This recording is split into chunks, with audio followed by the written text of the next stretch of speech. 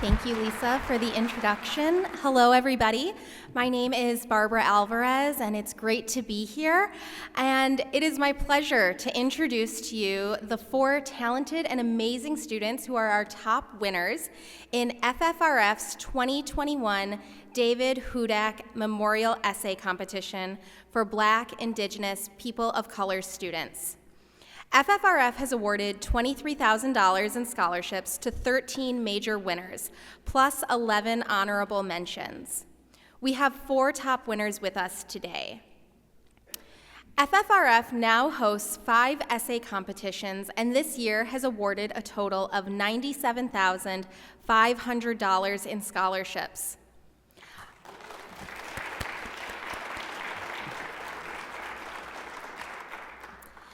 All contests are open to any students, if eligible, based on age and student classification, with the exception of this contest.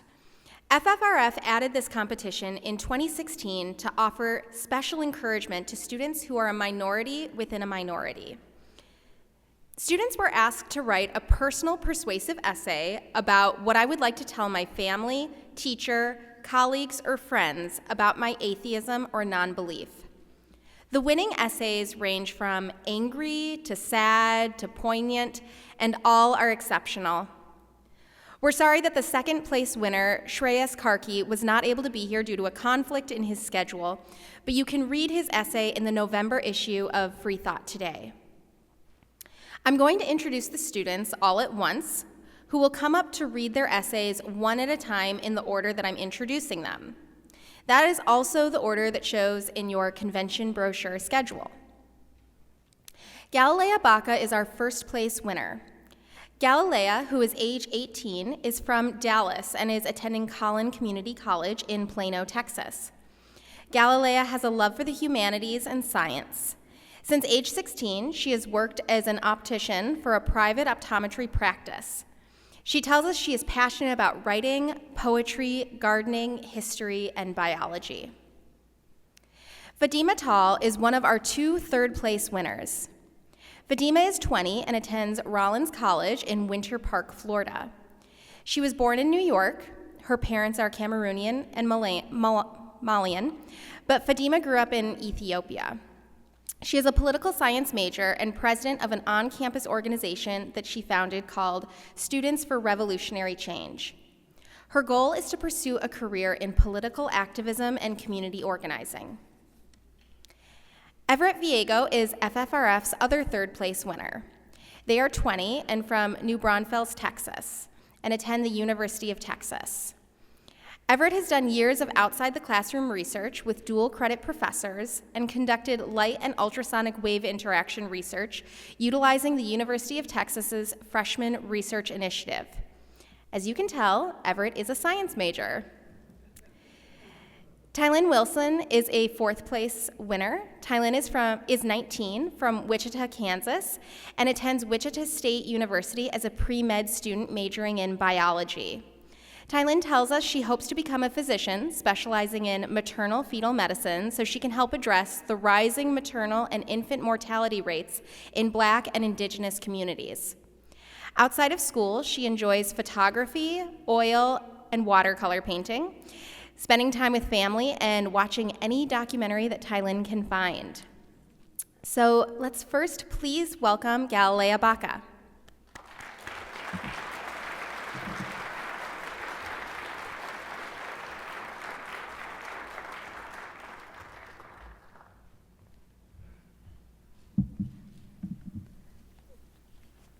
Hi, I'd just like to say thank you. Thank you guys for the opportunity to read this out.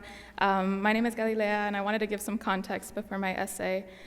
So I was born and raised in a very controlling religion, and I'm the 4th generation raised in it on both sides of my family. And so growing up, there really wasn't a time without presence of the church in my life. Every family outing, every play date, every day at school was meant to devote myself to the church.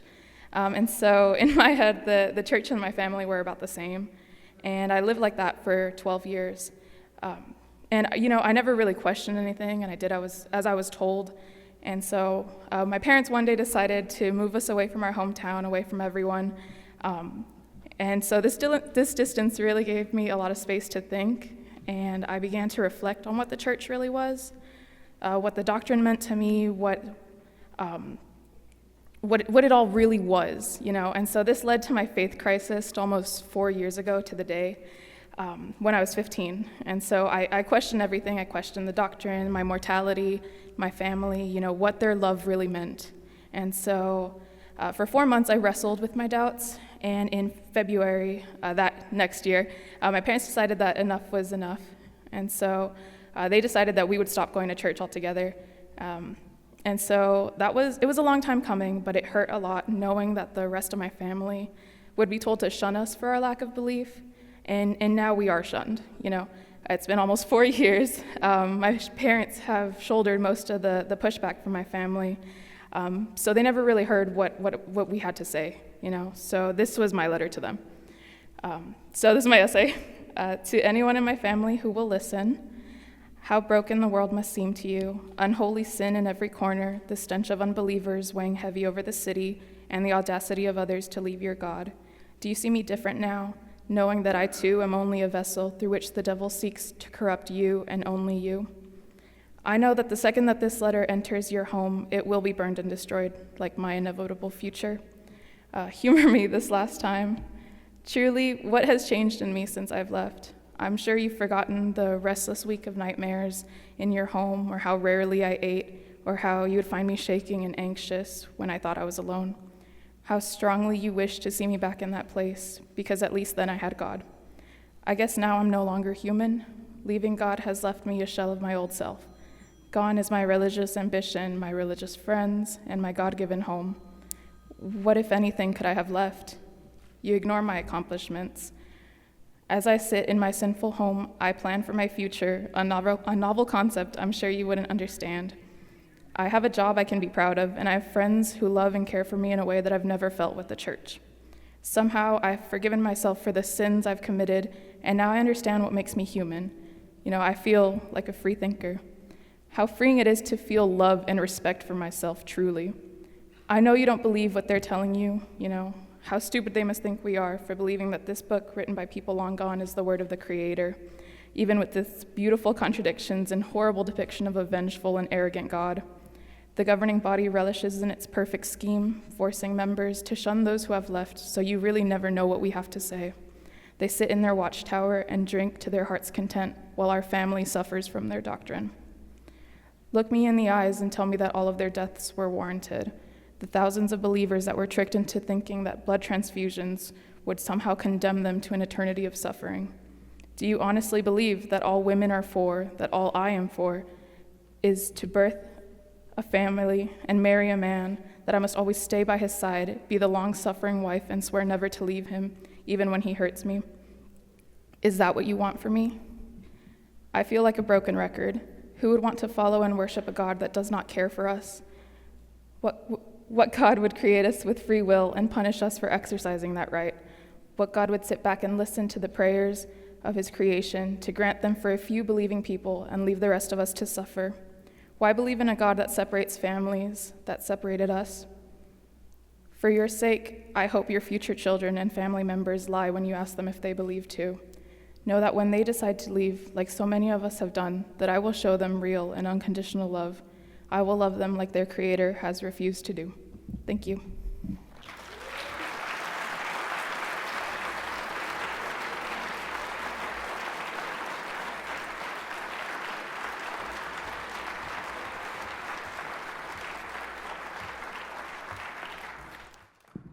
Thank you so much, Galilea.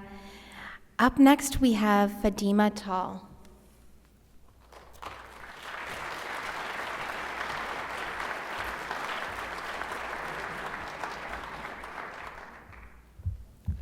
Hi, everyone. My name is Fadima Tall. I'm 20 years old, and I'm from, I go to school in Florida, but I'm originally from Ethiopia, and my parents are from Cameroon and Mali, which both are very religious countries, if you guys haven't heard of them. Both my parents are Muslims, and I was for a very long time, but I wrote this letter to someone really important to me and my family, and I never sent it to them because it would break their heart, but I hope that it resonates with you guys, so yeah.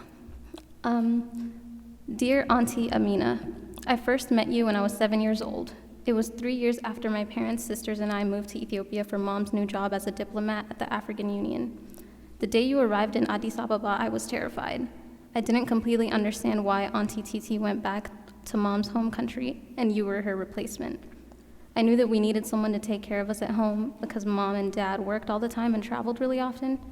But why fly in someone who lived almost 3,000 miles away? Why take someone away from their family? As the years passed, my questions were slowly answered.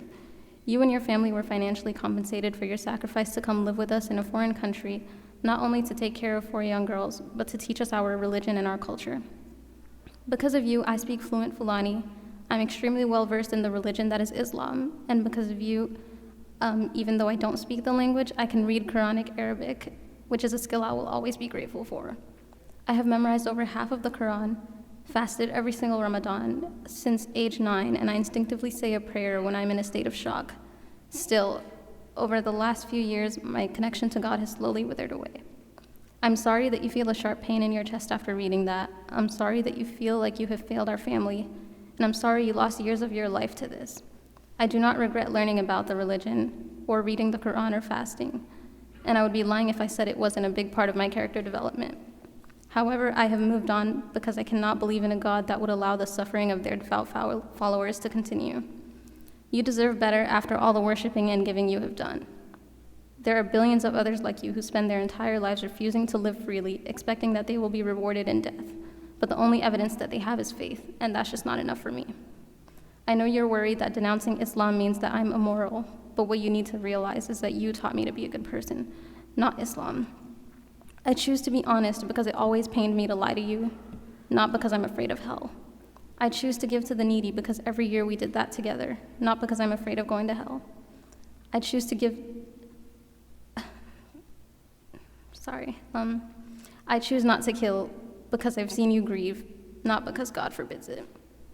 I know that in your God's eyes, I am a degenerate, I'm queer, I don't dress modestly, I don't pray 5 times a day, and I've committed countless sins without regret. Nevertheless, I refuse to hinder myself from experiencing the full extent of my humanity just to get a chance at eternity in a place that has yet to be proven to exist. My hope is that one day everyone else feels the same way, but I know that you disagree, and I promise to respect that. I may not know what comes after death, but what I do know is that you love me infinitely and that my happiness is yours.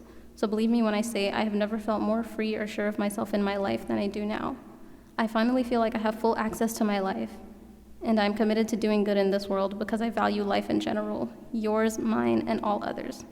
I'm thankful for everything I have learned from this religion, and I truly believe that it's beautiful in its own way. But never again will I live to appease a God, only for experiences as fulfilling as our relationship.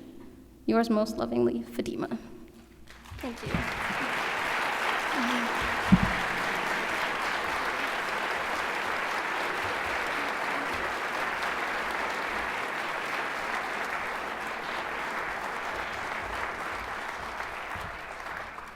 Okay, wonderful job. Up next we have Everett Viego.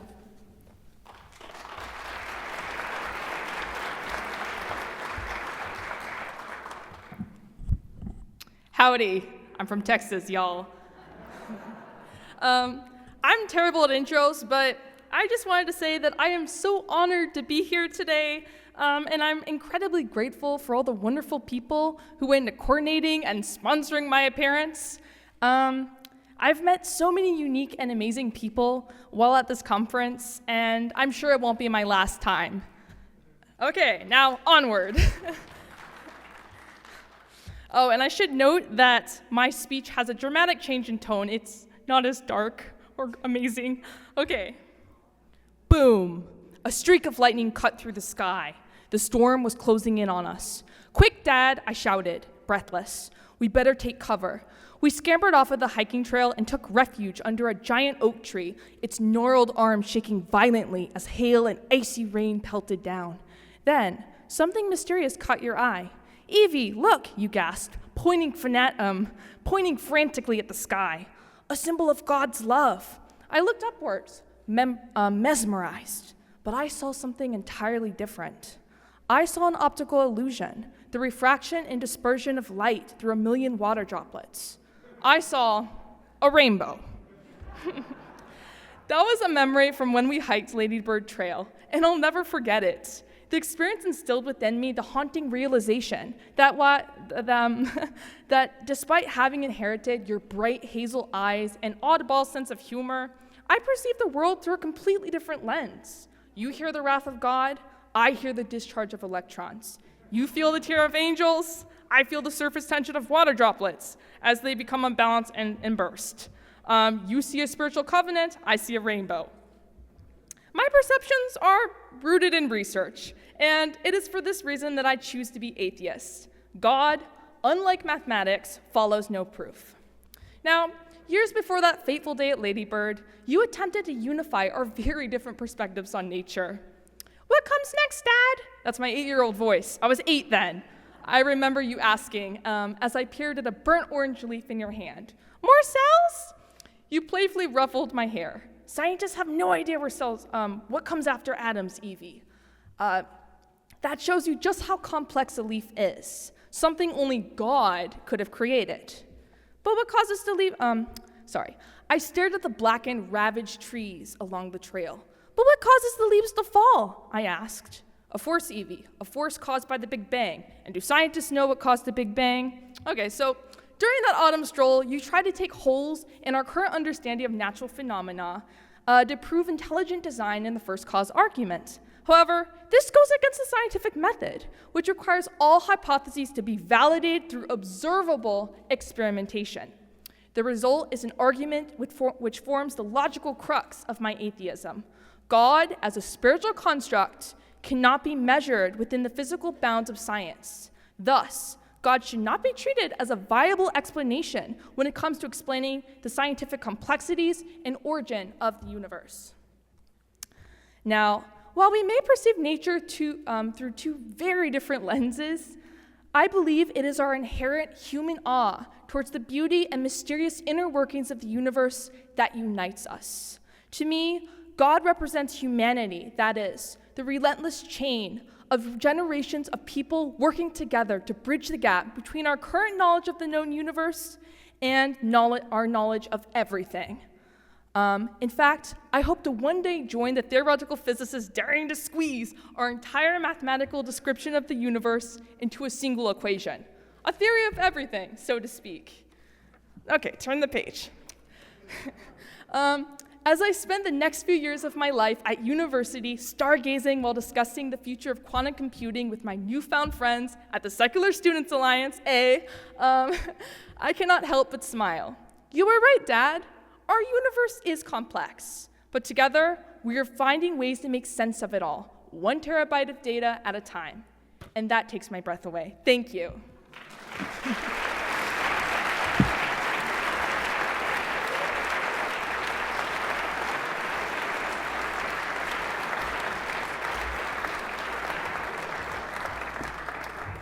Okay, and up next we have Tylen Wilson.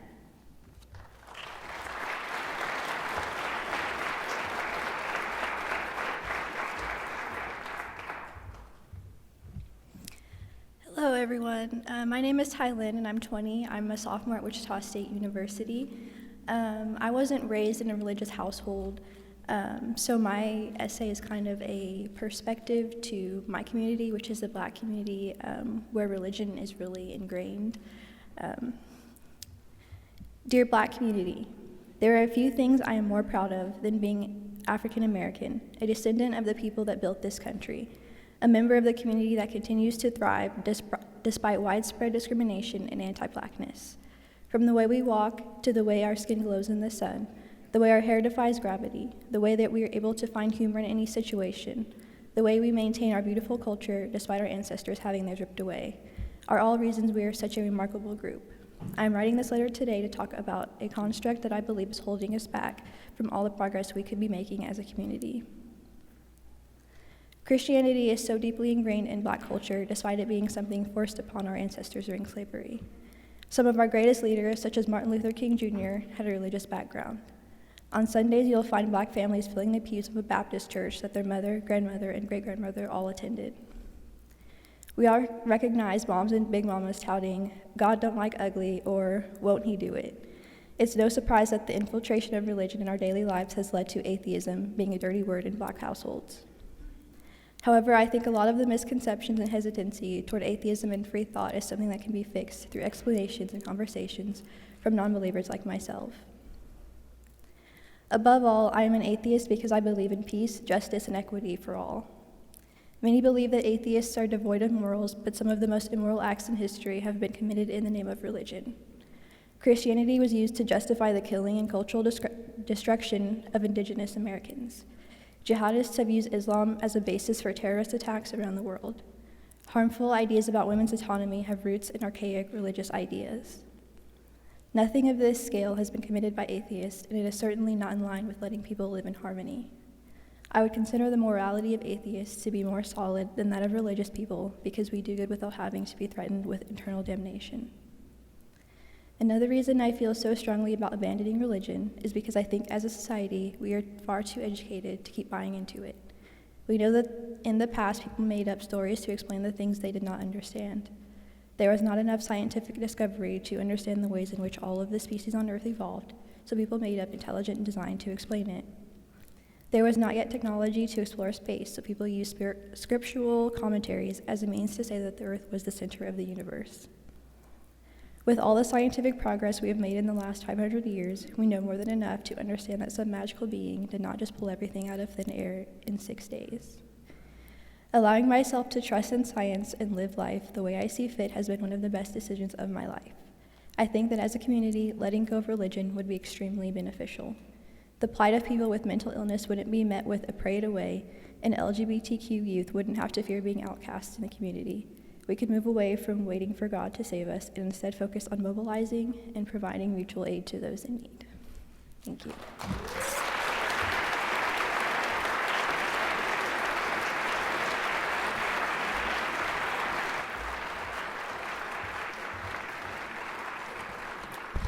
Well, thank you so much. And let's give one more round of applause to Galilea, Fadima, Everett, and Tylinn.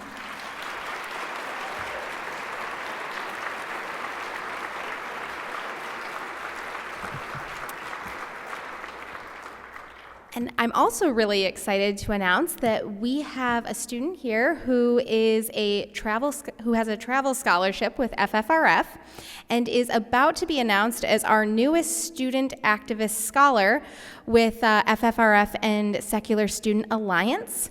Sami Al-Asady is a student at Arizona State University and is going to share a few words with us.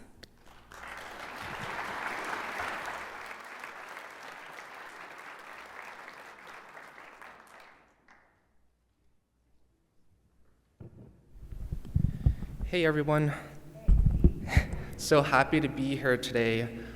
A year ago, I emailed Philip Lentz, and he's the president of the Freedom from Religion Foundation Valley of the Sun chapter, and I asked him, how can I become an activist? It was during the pandemic, and I had seen the Supreme Court strike away our rights as if they were never there, as if there were no president, and as if the Constitutional Establishment Clause was not applicable. It was in this state where I reflected on religion and tried to identify how I can make a difference through activism.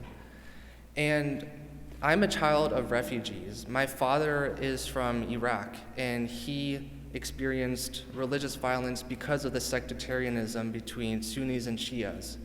And my mother survived the Bosnian genocide, where Serbians used religion to justify their killing of Muslims. But it wasn't until 8th grade when I settled into my secular identity. I met someone and she said, "I'm an atheist, I don't believe in God." And I thought, that was an option? I had no idea.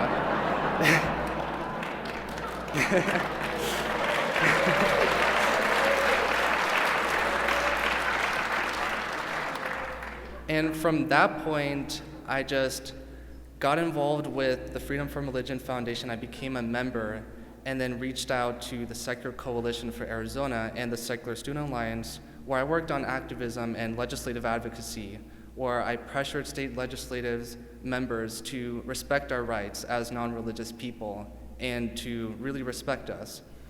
And after a year since that email, I'm now on the board of directors of the Secular Coalition for Arizona, and I'm restarting Arizona State University's Secular Student Alliance. And it all started from that one email. So I'm so happy to be here with all of you guys, and thank God for the Freedom for Religion Foundation. Thank you.